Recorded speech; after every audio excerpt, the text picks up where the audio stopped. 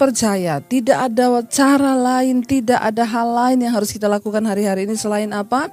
Inilah waktunya untuk mencari Tuhan. Ya, kita sedang ada di masa-masa pemurnian dan kita tidak bisa melakukan lagi hal yang lain dengan kekuatan kita selain mencari Tuhan. Fokus pada Tuhan dan firman Tuhan. Nah, hari ini saudara, saya pengen kita sama-sama belajar firman Tuhan. Ya, dari Ibrani pasal yang ke-12 saudara ya. Ibrani pasal yang ke-12, di sana judul perikopnya adalah nasihat supaya bertekun di dalam iman.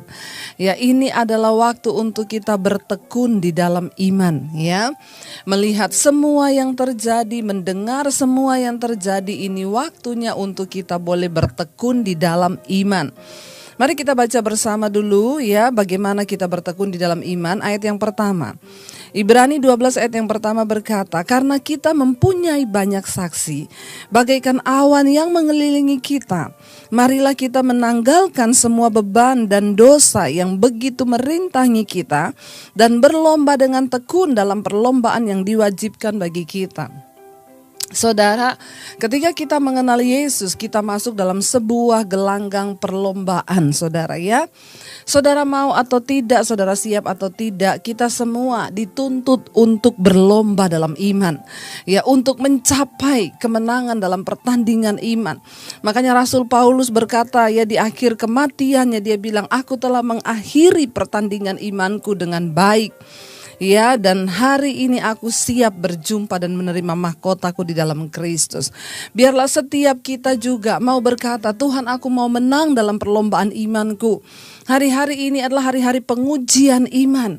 Ya, kenapa? Karena kita semua ada di dalam gelanggang pertandingan dan perlombaan. Makanya harus diuji. Siapa yang menang bertahan sampai pada akhirnya. Nah, saudara, firman ini berkata, karena kita mempunyai banyak saksi. Saya selalu mengulang-ulang di dalam hidup ini kita punya banyak saksi. Saksi yang pertama Tuhan yang maha melihat, maha tahu hidup kita, ya maha mendengar. Yang kedua saksi kita itu siapa? Ya malaikat yang disuruh Tuhan mengawasi kita. Ya, ada malaikat Tuhan. Yang ketiga saksi kita yang kelihatan siapa? Manusia sesama kita. Kemarin di dalam doa malam mesbah doa kita sudah belajar. Iya, kemarin kita sudah belajar firman Tuhan berkata kita dibentuk untuk memuliakan Tuhan. Kita adalah saksi Tuhan yang harus memberitakan kemuliaan Tuhan. Karena di sekeliling kita banyak orang yang melihat hidup kita. Ya, siapa saksi kita yang terlihat? Yang kedua manusia yang melihat hidup kita. Makanya kemarin kita sudah baca Yesaya berkata, ya, engkau adalah saksiku, kata firman Tuhan, ya, dan umatku yang kubentuk untuk memuliakan namaku. Saudara dan saya adalah saksi Kristus, ya, dan di sekeliling kita banyak saksi yang melihat hidup kita. Kita berkata kita mengikuti Yesus, sudahkah hidup kita berubah? Ada banyak orang yang melihat kehidupan kita. Ya, yang terakhir saksi kita siapa? Setan. Setan bisa melihat hidup kita. Walaupun kita nggak bisa lihat setan, tetapi setan melihat hidup saudara. Bagaimana rumah tanggamu, bagaimana kehidupan dalam pelayananmu, setan melihat semuanya, saudara, ya. Kita akan membaca sama-sama di sini dikatakan ayat yang pertama, saya ulangi. Karena kita mempunyai banyak saksi, bagaikan awan yang mengelilingi kita. Ya, kita ini ada di dalam gelanggang pertandingan. Saudara, orang kalau dalam gelanggang pertandingan itu banyak penonton loh. Ya, jadi gerak-geriknya terlihat. Kalau dia curang terlihat, ya. Kita pun ini seperti itu. Bayangkan saudara, saudara sekarang dan saya sedang ada di dalam sebuah gelanggang yang penontonnya itu banyak. Ya, orang di sekeliling kita banyak, ada malaikat, ada mata Tuhan, bahkan ada setan yang melihat hidup kita setiap hari. Kenapa saya selalu berkata, hiduplah dalam damai sejahtera dalam rumah tanggamu, dimanapun engkau berada harus sama. Kenapa? Karena setan melihat kita nggak bisa munafik. Ya, makanya ada orang bilang tuh kalau di gereja lain, di rumah lain, bahaya loh saudara, ya, kita sedang menipu diri kita dan menipu Tuhan. Yang berikut dikatakan, marilah kita menanggalkan semua beban dan dosa. Saudara, orang yang mau bertanding atau berlomba itu, ya nggak mungkin saudara, orang lomba lari dia bawa karung beras, ya. Ya, mau lomba lari nih, bawa beban, karung satu beras 1 karung, ya dia lari sambil pikul, ya beban 1 karung. Orang itu kalau mau ikut perlombaan, dia harus memastikan tidak ada beban apa-apa. Ya bahkan ketika mendekati hari pertandingan, kalau kita lihat baik itu olahragawan apa, ketika menjelang hari H mereka sudah tidak boleh lagi latihan, sudah harus merilekskan pikiran, tidak boleh ada beban. Makanya di karantina. Kenapa ada karantina, saudara? Supaya mereka itu terbebas dari pikiran, stres. Para atlet itu seperti itu. Ya, nah saudara, kenapa? Karena sangat tidak boleh ketika dia berlomba atau bertanding, dia membawa beban. Itu sangat menentukan, pasti dia akan kalah. Ya, firman ini berkata, ya, tanggalkan semua beban. Ternyata ada unsur yang dapat merintangi kita di dalam perlombaan iman kita. Ya, yang pertama, unsur pertama adalah apa? Beban, pergumulan, persoalan. Ayat ini berkata, marilah kita menanggalkan beban, ya, dan dosa yang begitu merintangi. Ya, saudara, tanggalkan beban. Di dalam bahasa Inggrisnya, let us lay aside. Artinya apa? Kesampingkan dulu. Ya, mari kita kesampingkan dulu. Ya, mari kita taruh di samping kita dulu, dikesampingkan dulu beban ini. Saya tahu begitu banyak orang yang datang kepada saya berkata, ibu saya punya persoalan rumah tangga, ibu saya punya persoalan suami saya berselingkuh, ibu istri saya berselingkuh, ibu anak saya narkoba, ibu anak saya pindah agama, ibu anak saya pemberontak, ibu ya suami saya di PHK. Saudara, saya tahu kita semua yang hidup di dunia ini punya beban masing-masing. Ya, saya juga pernah melewati semua itu. Tapi kita harus mengesampingkan semua itu ketika kita mau masuk dalam perlombaan iman. Artinya apa? Ya, memang kita punya pergumulan. Tetapi sadarilah fakta yang pertama. Kita ini tidak bisa mengontrol semua keadaan di hidup kita. Kita tidak bisa mengendalikan semuanya. Kita semua berharap punya suami baik-baik. Siapa yang mau punya suami tukang selingkuh? Enggak ada. Tapi ketika suamimu memilih untuk berselingkuh, bahkan kita pun tidak bisa kan melarang dia. Bahkan hari-hari ini saya mengkonseling betapa banyak ibu-ibu yang hancur, bahkan berpikiran mau bunuh diri karena disakiti begitu hebat oleh suaminya. Ya, dengan terang-terangan, ya, upload foto selingkuhannya, bahkan foto mesra mereka di media sosial. Sekarang sudah tidak ada yang malu-malu. Iblis makin terang-terangan sekarang. Ya. Banyak, kita tidak berharap, ya, semua orang pasti pengen suaminya setia. Ya, ada bapak-bapak beberapa yang dan juga datang kepada saya, Bu, istri saya selingkuh, Bu, apa yang harus saya lakukan? Bukan cuma suami, istri berselingkuh juga banyak hari-hari ini. Ya, yang terakhir ada sebuah kasus yang saya layani, saudara. Karena istrinya berselingkuh, suaminya marah. Ya, lalu saya bilang, Pak, ya, jadi kan sekarang istri bapak ini sudah bertobat. Ya, jadi Bapak berhentilah menyalahkan dia terus karena tidak akan pernah selesai masalah ini, Pak. Tolong Bapak kesampingkan dulu. Ya, taruh di sampingmu dulu. Ya, beban ini. Kenapa? Kita nggak bisa berlari dalam perlombaan iman kalau Bapak itu terus mengingat-ingat yang lalu. Ya, lalu saya bilang kepada suaminya begini, saudara. Jadi sekarang ini, Pak, yang bermasalah bukan lagi istri Bapak, tetapi Bapak. Dari situ dia marah kepada saya, saudara. Ya, dia menganggap, wah, ibu itu membela istri saya yang berselingkuh. Saya tidak membela istrimu. Tetapi sekarang kamu datang kepada saya, sudah terlanjur istrimu selingkuh dan sudah bertobat. Dan Bapak berkata, Bapak mau meneruskan pernikahan ini. Ya, tetapi kalau setiap hari mengungkit, mukul istri, tendang istri, ya, malah ini namanya bukan selesai persoalannya. Malah Bapak sekarang membuat masalah baru yang lebih parah lagi. Makanya juga istri-istri bertobat, ya, kalau engkau hidup dalam kenajisan, jangan bermain-main dengan api. Ya, jangan salahin setan terus. Kadang-kadang daging kita ini loh, ya. Daging ini tidak ada hubungannya sama setan. Daging ini daging. Alkitab berkata keinginan daging itu telah nyata, percabulan, kenajisan, hawa nafsu, nafsu jahat. Kemarin saya menulis salah satu renungan di Facebook saya. Ya, ada satu cerita saudara. Satu kali ya ada satu orang peternak ya sapi, dia mengikat sapinya saudara. Lalu datanglah setan, lalu setan melepas sapi itu malam-malam. Sapi itu lari ke perkebunan di sebelahnya, merusak semua kebun buah sayur, dirusak sama sapi itu.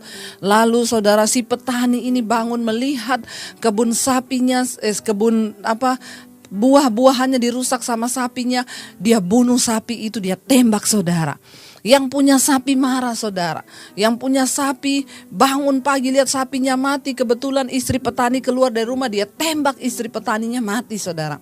Lalu petaninya marah, dia tembak lagi istrinya yang punya sapi peternak ini saudara. Ya marah anaknya saudara. Anaknya nembak lagi anaknya petani ini saudara. Mereka tembak-tembakan sampai satu keluarga hampir habis. Lalu si petani ini satu kali merenung. Dia berkata begini, ini sebenarnya perkaranya apa sih sampai sudah terjadi bunuh-bunuhan satu keluarga. Masalahnya nih gara-gara setan nih. Ya.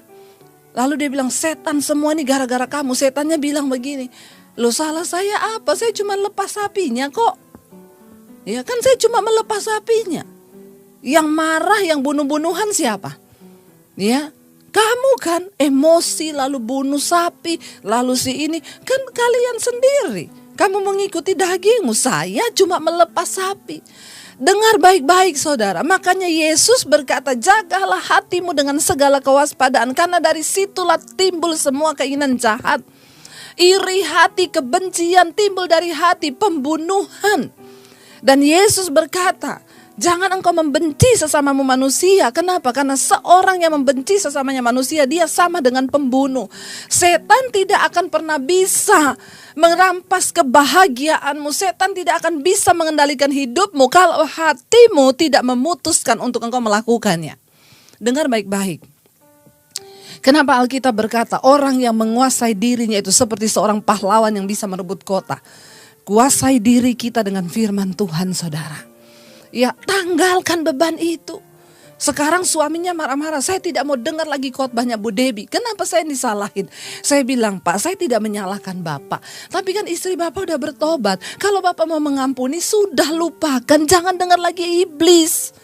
Jangan mau lagi dikendalikan. Kalau engkau berkata, setan datang ngomong, itu istrimu ya Pak, coba kamu tanya, dia pernah ketemu berapa kali, mereka melakukan apa. Bapak harus berkata, setan dalam nama Yesus, aku mau berbahagia dengan istriku. Ya, tanggalkan bebanmu. Ya, itu loh yang dikatakan. Saya mengerti saudara. Kita juga berharap anak kita semua baik-baik saja. Tapi tiba-tiba ada yang telepon saya, Bu, saya nggak tahu Bu, anak saya itu kuliah di luar kota. Tiba-tiba saya dapat kabar anak saya ketangkap, ternyata dia pakai narkoba. Apa yang harus saya lakukan Ibu? Saya begitu tertekan. Kita tidak pernah bisa mengendalikan semua keadaan di hidup ini. Dan saya selalu berkata, tadi pagi saya baru terima WA dari seorang anak remaja. Ibu, saya begitu tertekan. Kenapa? Papa mama saya berantem karena mama saya berselingkuh, dia pergi dari rumah. Saya menyuruh mama saya pulang tapi dia gak mau Bu. Apa yang harus saya lakukan? Anak remaja harus menanggung beban yang harusnya tidak dia tanggung. Orang tuanya berselingkuh. Ya, saya berkata kepada anak ini, yang pertama nak, jangan stres. Lihat Tuhan, berharap pada Tuhan, ikuti Tuhan. Iya Bu, saya dikuatkan setiap malam saya ikut mesbah doa. Loh, anak kecil loh, umur belasan tahun remaja loh. Saya ikut mesbah doa Bu setiap malam Bu. Ya namanya anak bagaimana gak terganggu, gak stres lihat orang tuanya pisah rumah, mamanya berselingkuh. Akhirnya saya menguatkan anak ini, saya berkata kepada dia, nak, berserah pada Tuhan. Yang kedua, ya ingat ya, keselamatan itu sifatnya pribadi-pribadi. Kamu gak bisa menyelamatkan mamahmu. Itu urusan dia dengan Tuhan. Tapi setidaknya kamu hari ini jaga imanmu, tetap dekat dengan Tuhan. Doakan mamahmu. Tapi kita gak bisa memaksa orang. Hanya Tuhan yang sanggup mengubah. Saudara, hari ini kenapa kita harus berpikir untuk mengesampingkan dulu segala pergumulan kita? Melihat keadaan yang sudah begini, masih banyak orang yang tega hidup dalam kenajisan, gak takut loh, kematian dari depan mata. Bertobat saudara. Ya, jadi saya mau bilang hari ini saudara, ya kita gak bisa mengendalikan keadaan. Ada orang-orang datang berkata, Bu, saya kaget suami saya kena PHK. Orang-orang yang cemas akan di PHK, ini waktunya engkau mencari Tuhan. Ya, fokus kepada pertandingan iman. Semua orang pernah melewati hal yang sama, bahkan yang lebih buruk, tapi Tuhan memberikan kita kekuatan untuk bertahan hidup dengan iman. Iman adalah dasar dari segala sesuatu yang kita harapkan dan bukti dari segala sesuatu yang tidak kita lihat. Itu iman. Makanya selama masa-masa pandemi ini masa pemurnian. Orang Kristen digoncang. Yang selama ini tidak pakai iman dengan Tuhan, ya mungkin melayani tapi tidak menaruh imannya sungguh pada Tuhan, digoncang. Semua digoncang hari-hari ini. Ya, pada akhirnya Tuhan berkata supaya apa? Supaya timbul satu umat yang tidak tergoncang. Ayo saudara, firman ini berkata supaya engkau menang dalam pertandingan imanmu. Jangan bawa beban. Engkau gak bisa lari cepat kalau ada beban. Ya, bagian kita apa? Bukan cuek. Kita juga gak bisa menghilangkan, anggap gak ada apa-apa, gak bisa. Tapi Alkitab berkata tanggalkan. Dalam terjemahan bahasa Inggrisnya, let us lay aside. Letakkan di sampingmu, lay aside.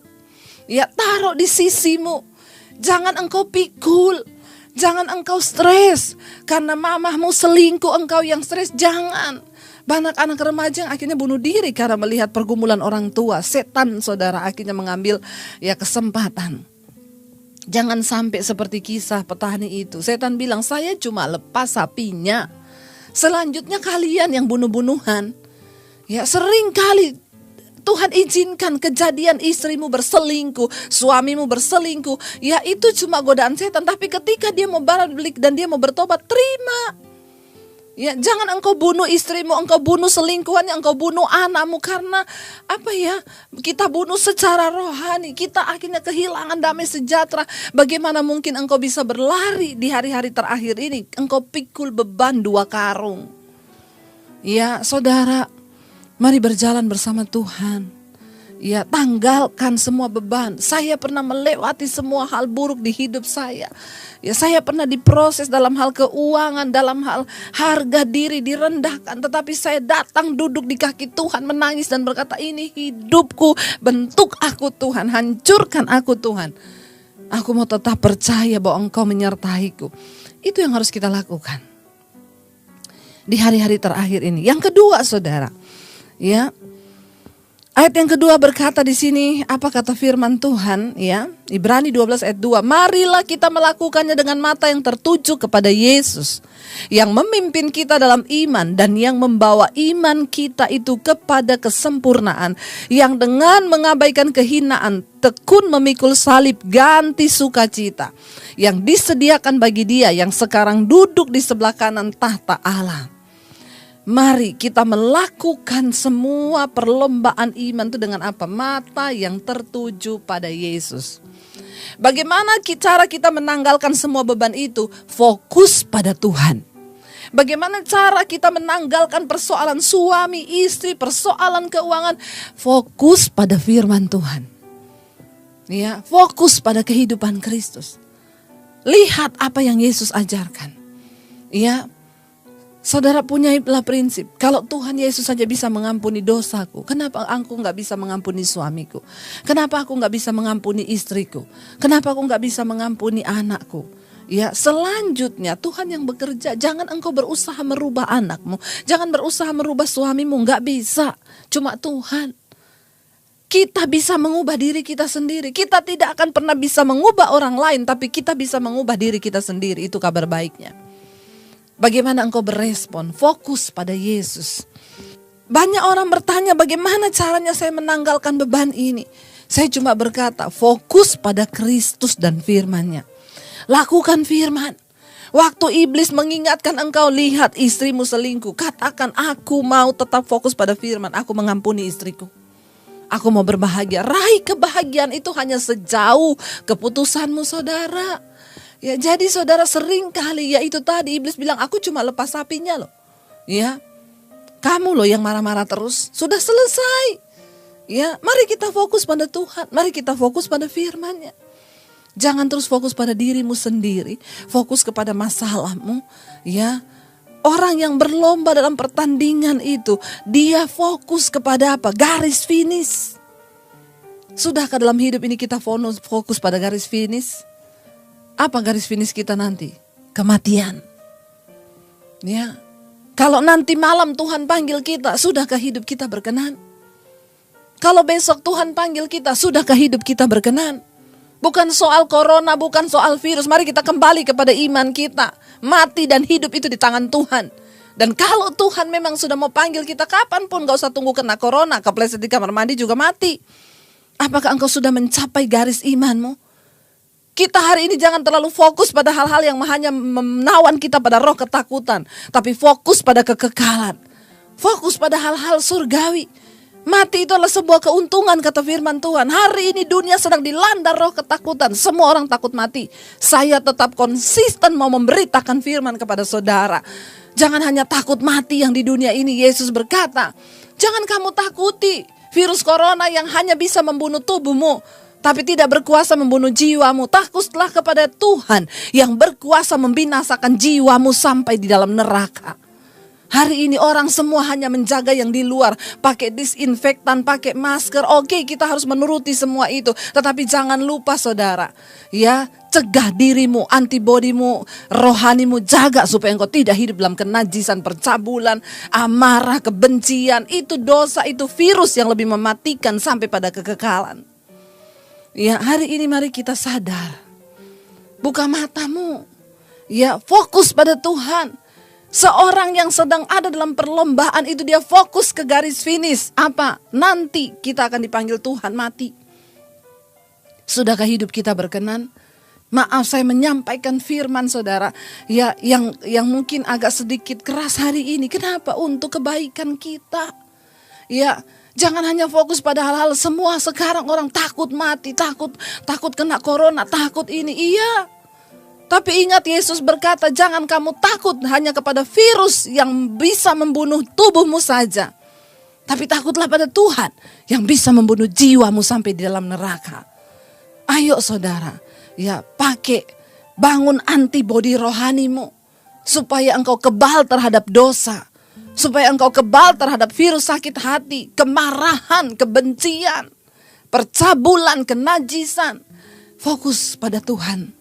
Ya, ayat ini berkata, marilah kita melakukan pertandingan iman di hari-hari ini dengan mata yang hanya tertuju pada Yesus.